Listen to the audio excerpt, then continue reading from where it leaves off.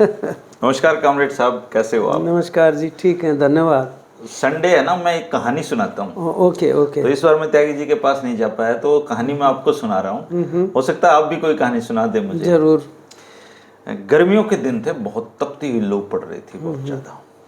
और एक क्षेत्र विशेष को कहते हैं कि भगवान इंद्र ने किसी बात से कुपित होकर ये श्राप दे रखा था कि 21 साल तक तुम्हारे यहाँ बारिश नहीं होगी। ओके।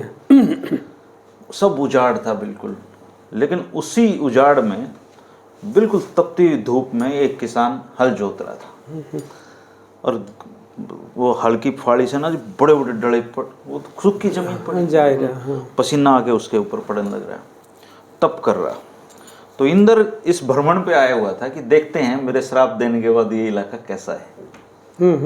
तो सब उजाड़ी था, लोग गांव छोड़ छोड़ के जा चुके थे, इक्का दुक्का कोई आदमी कहीं दिख रहा था।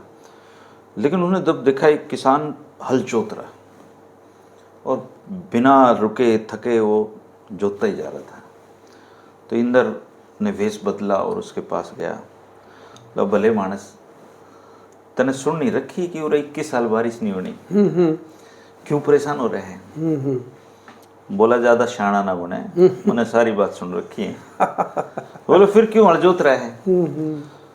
बोला 21 साल बारिश नहीं हो, मैं हल चलाऊं ना, 21 साल बाद तो मैं इस हल चलाना ही भूल जाऊंगा, तेरा फूफा जोतता का खेत में।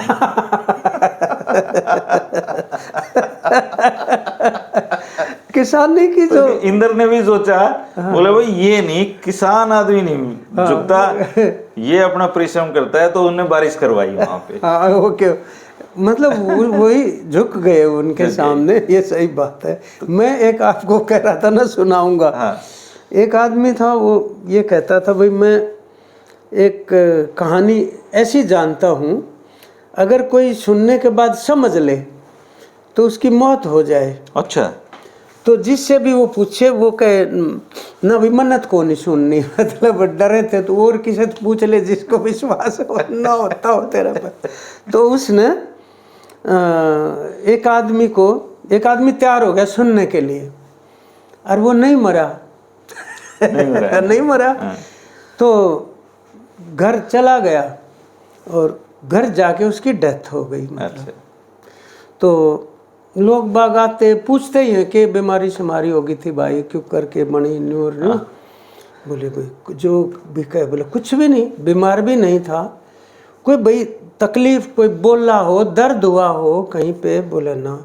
उसकी वाइफ बोली एक बात तो कह रहा था वो मरते हुए, बोला कि अब समझ में आई। तो बेचारे का देर में समझ में आई, तो आवे तो की समझ में। चुटकुले भी ऐसे होते हैं, जैसे यहाँ सुन लिया, 80 घर जाके आती है।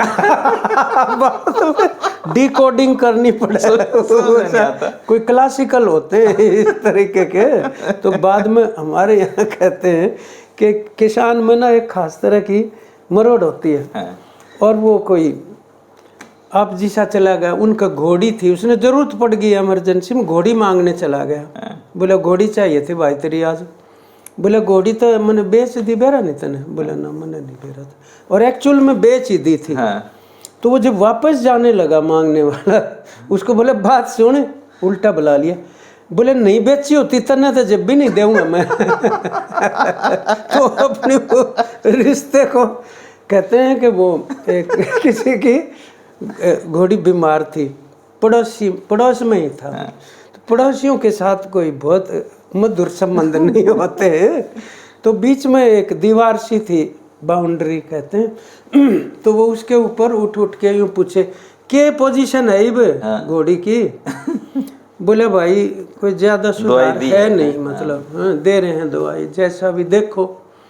फिर घंटे के पाछे इब के पोजीशन है? कुछ आराम होया कि नहीं? बोले होया नहीं। फिर पूछा तो वो घोड़ी वाला ने बोला तू सो जा, मर जाएगी जब अपने आप बता दूंगा मैं। तो ये जो है ना, वो ये भी समझते हैं भाई, ये जो मतलब इतनी जो चिंता दिखा रहा है जिज्ञासा घोड़ी के प्रति, वास्तव में उसकी नीयत क्या है? सो जा बोला, मर जाएगी जब आप सुनाते हो बंसीलाल जी वाला, वो मरोड़ वाला? मरोड़ खुद बताई उन्होंने। अच्छा। क्योंकि हम देखो, एक आलोचना तो एक दौर में लड़ाई भी लड़ी, उनके खिलाफ संघर्ष भी किया बहुत ज़्यादा, तो वो बाद में उनके साथ मतलब यूनिटी भी हुई एक बार। तो ऐसे मैं अकेला बैठा उनके पास, बोला कामरेड एक बात बता, तब मैंने तानाशाह कहो हो। हमने कहा हाँ जी, कहते तो थे मतलब सभी कहते थे आपको। बोला मैं रोहतक से भिवानी जा रहा था एक दिन, तो तब ये पुल वगैरह तो थे नहीं, रेल की फाटक थी। बोला फाटक बंद थी, मैं मुख्यमंत्री बना था तीसरी बार, तो वो गाड़ी साइड में लगा के, बोला मैं एक पेड़ के नीचे खड़ा हो गया, एक आदमी आया वो बोला बंसीलाल है क्या? बोले हाँ भाई बंसीलाल हूँ।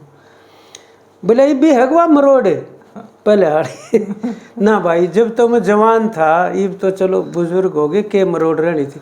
ए मरे यार फिर के बंसीलाल है, जब मरोड़े को नहीं रही था न्यू क्या कर, बोला चाल पड़ा मतलब उसने रिजेक्ट कर दिया एक तरह से। वो बंसीलाल किस बात का, जिसमें मरोड़े को नहीं? मरोड़े को नहीं। अच्छा, और देखो कमाल की बात, ये आपको तो हिसार की सारी चीज़ों से, मधुबन पार्क के सामने वो जो सिंचाई का रेस्ट हाउस है, मुख्यमंत्री आते थे। अब पहले ना मुख्यमंत्री लॉन में बैठ जाते थे ऐसे सर्दियों में, और लोग बाग आते रहते, बैठे रहते, बात करते रहते, गप मारे जाते। चोई भजन लाल बैठे और 20-30 आदमी चारों तरफ। एक आया किसान, बोले राम राम चौधरी साहब। बोले राम राम, आइए। किस जा रहा था? बोले कितना मैच लेगा हम। बोले कड़ा है मैच? बोले वो बंदरी रेस्ट हाउस का आगे पेट का। बोले अच्छा ठीक है भाई, आजा देखता ले। अच्छा, तो भजन लाल को बोले देखता ले एक बार। बोले चल भाई, गए चले गए, देखो। बोले बहुत बढ़िया मैच भाई, कितने की लाई? इतने बढ़िया मिल गई मैच। तो उल्टे आके बैठ गए। एक उनका साथी था, बोला चोई साहब कमाल कर रहे हो, आप भी मुख्यमंत्री हो, बताइए क्या काम है, मैच देखकर चाल पड़े उसके गला। ने बोला बात सुने, 25 साल हो लिए इस बंदे ने वोट गिरते, आज तक काम नहीं किया। आज एक काम किया था सिर्फ मैच देखने का, ठीक है। और ये बड़ा के गांव में जाकर 100 मानसा ने बताओगा कि मैच चोई भजन लाल ने बहुत बढ़िया बताई है, या बता अपने पल्ले के गया। मतलब चौधरी भजन लाल मृदुभाषी बहुत, मृत्युभाषी तो थे ही थे, और ये जो उनका अपनी तरह का जो व्यवहार था, मतलब वो कहते थे कि आदमी ने ओछा नहीं बोलना चाहिए। हाँ बिल्कुल बिल्कुल, दो चन्ना दो वो उसकी ओछा मत बोलो। हाँ हाँ हाँ हाँ बिल्कुल बिल्कुल। और ये थोड़ी सी सलाह अगर मतलब कुलदीप बिश्नोई और थोड़ा अपना लेते हाँ हाँ, तो आज देखिए कि 1967 के बाद पहली बार चौधरी भजन लाल परिवार नहीं, ये देखो मौका परस्ती इतनी भी नहीं होनी चाहिए। कई जगह लोगों ने दंडित भी सही किया है।